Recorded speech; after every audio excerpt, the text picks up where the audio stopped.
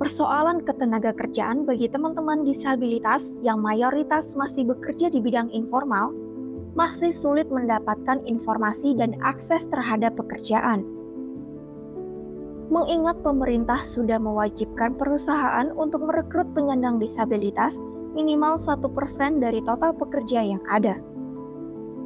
Poin-poin seperti pemahaman atau awareness yang masih kurang, aksesibilitas yang masih belum memadai, serta kurangnya soft skill dan hard skill yang dimiliki penyandang disabilitas membuat perusahaan kecil maupun lembaga mulai mengembangkan tempat kerja dan pelatihan untuk memberdayakan pekerja difabel.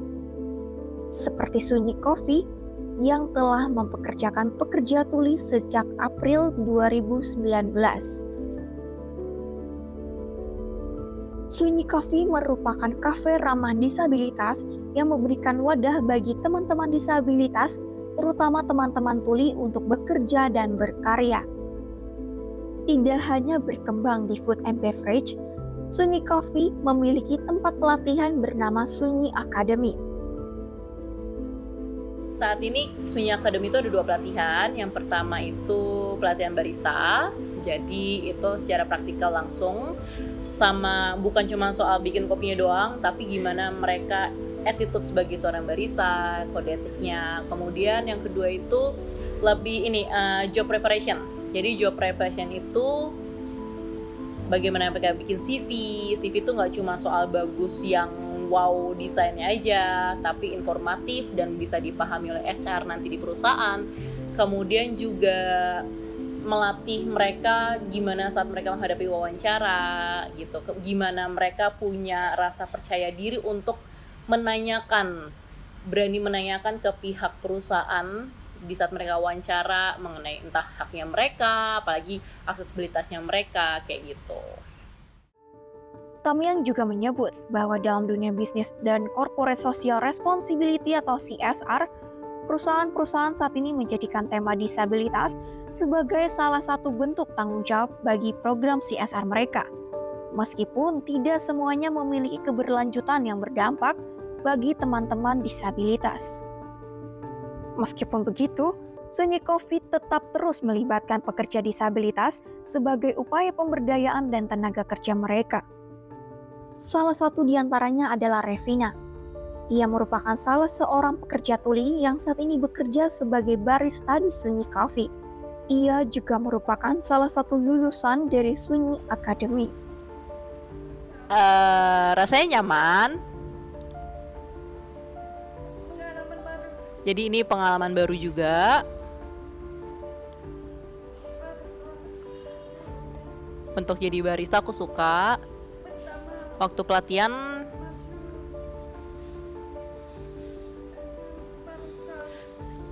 pelatihan barista pertama kali itu benar-benar aku baru belajar. Itu kita pelatihan 2 minggu. Aku juga ngafalin resep-resepnya. Terus juga belajar manual, itu kita belajar V60. Dan rasanya itu pelatihannya bagus. Dan sekarang untuk kerja rasanya nyaman juga. Itu. Sunyi Coffee menjadi bukti bahwa semakin banyak gerakan-gerakan masyarakat yang mulai terbuka terhadap penyetaraan penyandang disabilitas dan mulai merekrut penyandang disabilitas untuk bekerja. Hal tersebut turut menjadi perhatian bagi Yayasan Mitra Netra yang berlokasi di Lebak Bulus, Jakarta.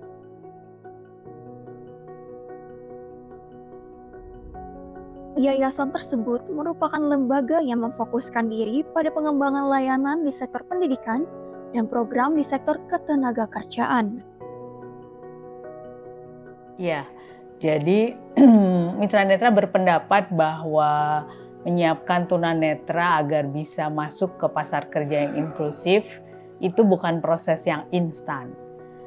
Butuh persiapan panjang untuk membuat mereka siap masuk ke pasar kerja yang inklusif.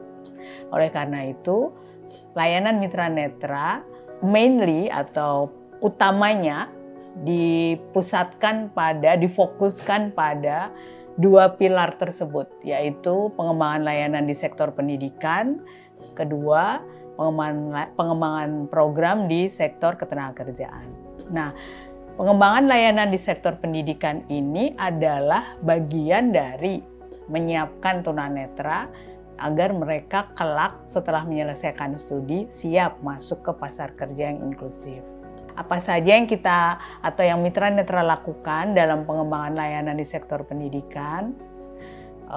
Pertama adalah kalau tunanetra itu tidak memiliki hambatan kecerdasan, Mitra Netra meyakini tempat belajar terbaik mereka adalah di sekolah reguler. Secara inklusif, belajar secara inklusif, bukan di sekolah khusus. Karena dengan menempuh pendidikan di sekolah reguler, mereka akan memiliki kesempatan untuk mengembangkan diri secara akademik sama dengan mereka yang tidak tunanetra. Sementara kalau mereka menempuh pendidikan di sekolah khusus, kurikulum di sekolah khusus itu lebih rendah dari sekolah reguler. Nah, dalam menempuh pendidikan tersebut, Mitra Netra memfasilitasi tunanetra dengan fasilitas dan layanan yang mereka butuhkan. Misalnya buku pelajaran. Kan buku pelajaran untuk tunanetra itu tidak ada di toko buku kan. Di seluruh dunia memang tidak ada buku pelajaran untuk tunanetra dijual di toko buku. Harus ada lembaga yang secara khusus memproduksi buku-buku tersebut. Baik dalam bentuk buku braille, buku audio digital, buku elektronik.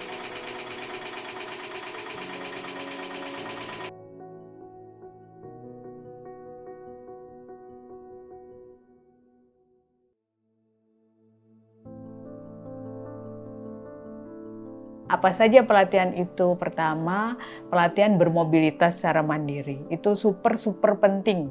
Tunanetra yang tidak bisa melihat bukan berarti terus mereka nggak bisa kemana-mana sendiri. Mereka juga harus memiliki keterampilan bermobilitas. Berjalan dengan menggunakan tongkat, bagaimana cara menggunakan tongkat yang baik dan benar, bagaimana kalau mereka berada di area publik, naik transportasi umum.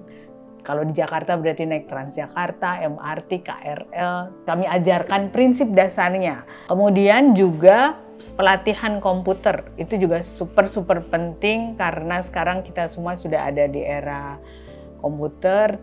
Orang yang tidak bisa menggunakan komputer tidak akan bisa masuk ke arus utama. Dia akan terpinggirkan.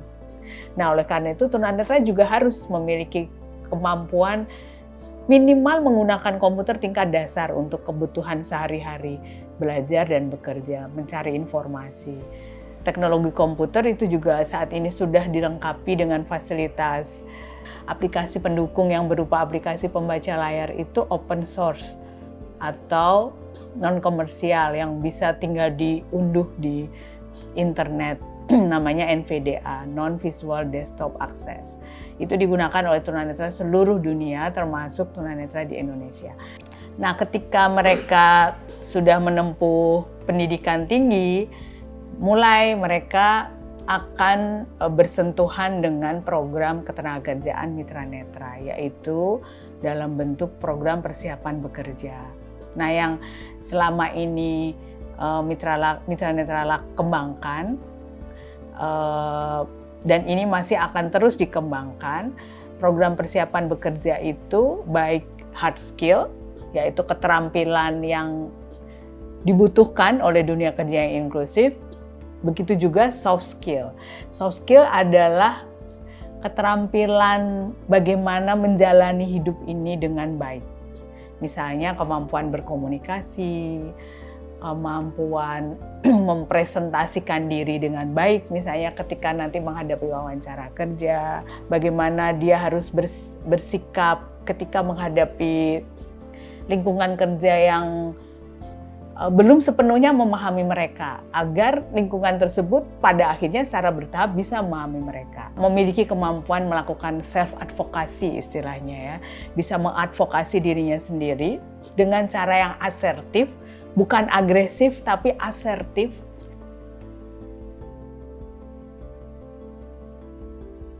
Misalnya programming. bahasa coding, belajar bagaimana tunanetra memiliki keterampilan untuk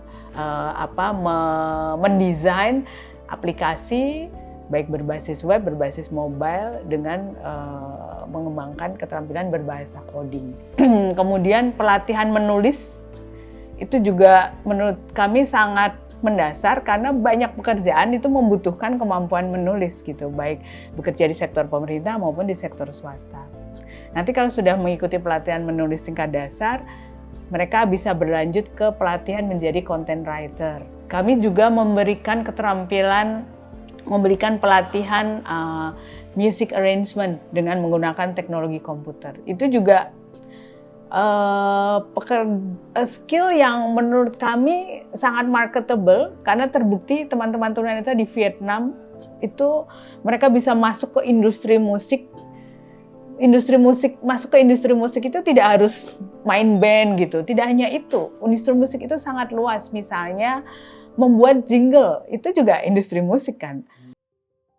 Tentunya, pemberdayaan tidak hanya bagi penyandang disabilitas, namun juga terhadap perusahaan. Koneksi Indonesia Inklusif atau Konekin merupakan platform edukasi dan konsultasi yang berorientasi pada perusahaan dan penyandang disabilitas. Konekin bekerja sama dengan perusahaan untuk membuka peluang kerja bagi penyandang disabilitas. Belum lama ini, Konekin bekerja sama dengan Unilever untuk membuat program internship atau magang bagi teman-teman disabilitas seperti program YOU STEP.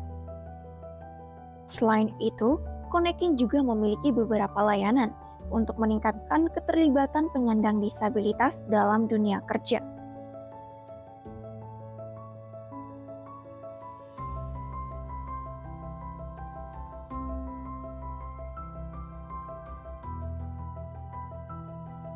Sebagai pembanding, negara lain seperti Malaysia memiliki organisasi yang bernama Malaysian Association for the Blind atau MAB yang memberikan fasilitas pendidikan dan pelatihan kerja bagi penyandang tunanetra, di mana semua biaya kebutuhan ditanggung oleh pemerintah Malaysia. Di Eropa sendiri, terdapat Perserikatan Organisasi Tunanetra yang bernama NVTER, yang berisi organisasi tunanetra dari negara-negara Eropa yang bekerja sama untuk memberdayakan teman tunanetra. Salah satunya yakni Visio, berada di bawah naungan Kerajaan Belanda. Visio memberikan bantuan bagi teman-teman tunanetra untuk menempuh pendidikan dan persiapan kerja.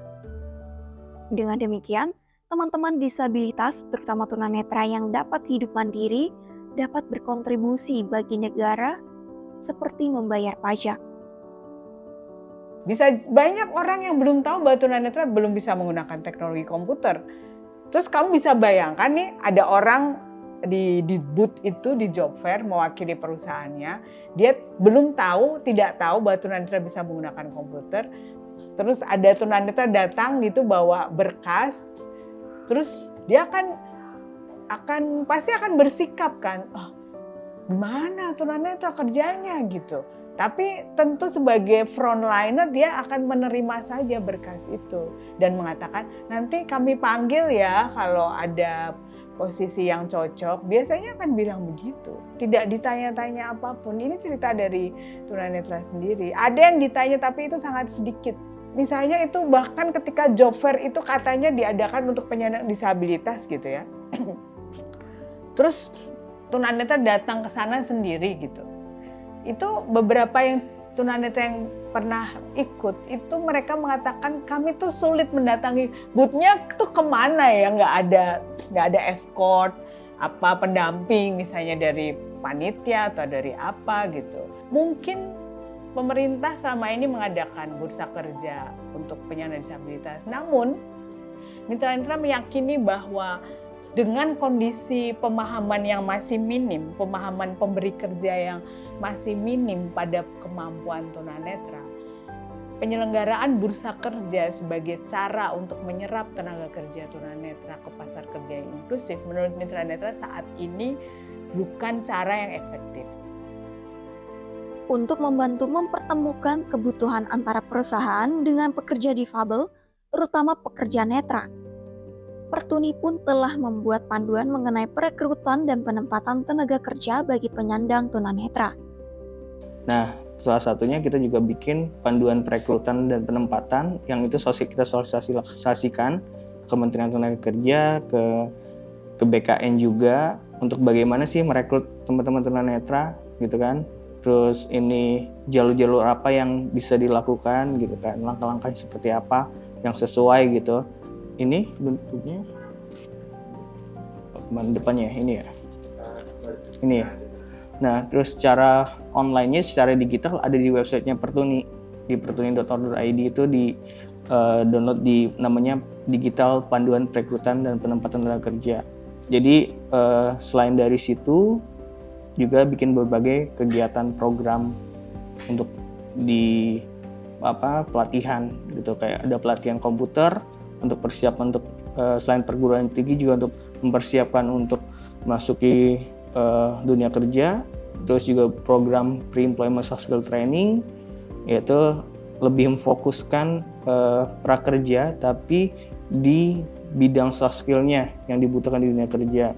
Dan juga ada pelatihan kewirausahaan yang itu bentuk kegiatannya inkubator bisnis. Jadi inkubasi bisnis, ada pembinaan, pendampingan dan mentoring dari teman-teman tunanetra yang sudah berhasil dengan usaha, dan juga dari mentor dari yang sudah expert di bidang kewirausahaan gitu, dari akademisi juga dan dari expertise di praktisi di bidang kewirausahaan itu.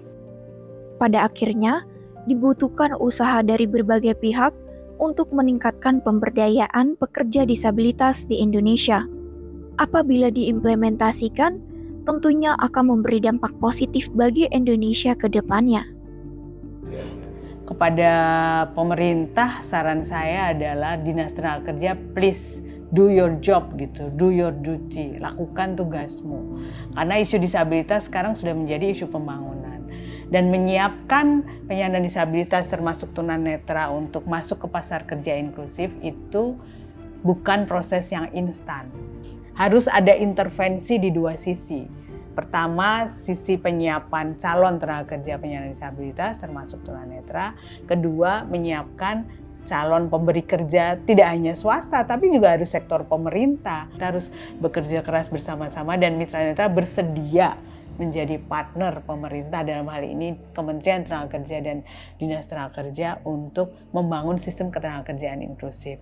Pemerintah harus menjadikan best practices, praktik baik yang sudah mitra netra lakukan 3 dekade ini untuk kemudian mereka terapkan masuk ke dalam sistem sehingga bisa didiseminasikan dalam skala yang lebih luas. Kan jangkauan mitra netra kan terbatas karena kami swasta kan, dananya terbatas. Jadi kalau pemerintah kan punya anggaran negara, ayo kita duduk bersama ngobrol apa yang kita lakukan bersama-sama. Kami punya keahlian, pemerintah punya anggaran resource dari anggaran negara. Ada beberapa poin yang perlu di-highlight gitu ya, dan mungkin masih terjadi sampai saat ini. Yang paling pertama itu adalah stigma dan asumsi. Jadi bagaimana orang-orang secara general mungkin ya masih menganggap bahwa penyandang disabilitas itu kemampuannya tidak bisa disamakan dengan pekerja umum lainnya. Itu padahal secara kompetensi itu bisa aja penyandang disabilitas itu bersaing secara setara gitu ya, asal aksesibilitasnya dipenuhi secara penuh gitu dan sesuai kebutuhan si penyandang disabilitasnya. Yang kedua itu banyak perusahaan ataupun pemberi kerja itu masih menganggap bahwa kalau merekrut teman-teman disabilitas itu cost-nya mahal, kemudian gedung ataupun aksesibilitas fisiknya ini masih belum mumpuni nih untuk merekrut teman-teman disabilitas. Ya, sebenarnya tidak salah kalau untuk dimulai dari vokasional, ya kan? Emang vokasional itu adanya di SLB biasanya atau di balai rehabilitasi, tapi lebih kefokuskan lagi sebenarnya ada di bagaimana teman-teman disabilitas, khususnya tunanetra, kalau dalam hal ini itu bisa masuk ke dunia kerja secara formal.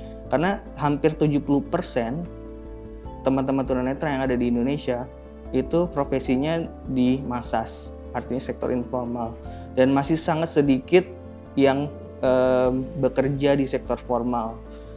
Nah, agar setiap kebijakan yang ada, kebijakannya sudah bagus, kebijakannya sudah ada, tapi implementasinya yang masih kurang. Nah, implementasi ini yang harus tetap dikawal juga gitu. Ini agar ya teman-teman disabilitas bisa bekerja dan seutuhnya seperti orang pada umumnya gitu. Tidak ada lagi diskriminasi, tidak ada lagi menstigmakan negatif teman-teman disabilitas kayak gitu sih.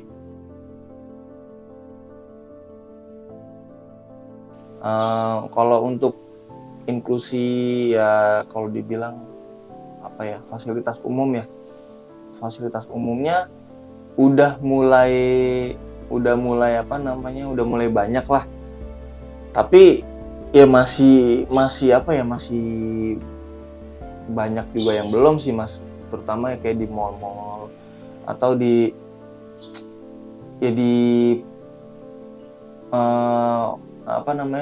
tempat umumnya itu di toilet umum kayak di pom bensin di musola itu belum akses untuk yang kursi roda. Terus kalau untuk fasilitas umum dari segi kendaraan, pemerintah kan juga menggalakkan kita untuk menggunakan transportasi umum ya. Sedangkan di transportasi umum untuk yang non disabilitas aja kurang aman, di TV kan juga banyak. Ya mungkin lebih ditingkatkan untuk keamanannya. Terus kalau fasilitas umum untuk disabilitas sih yang saya tahu sudah mulai kondusif lah untuk kereta, bandara.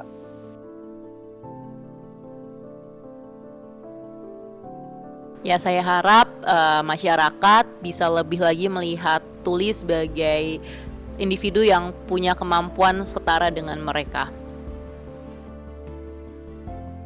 Begitulah pandangan dari mereka yang sering merasakan kesulitan untuk mendapatkan kehidupan normal layaknya manusia biasa. Jika saran tersebut didengarkan, perlahan tapi pasti, Indonesia akan menjadi negara yang inklusif dan lebih manusiawi bagi semua warganya.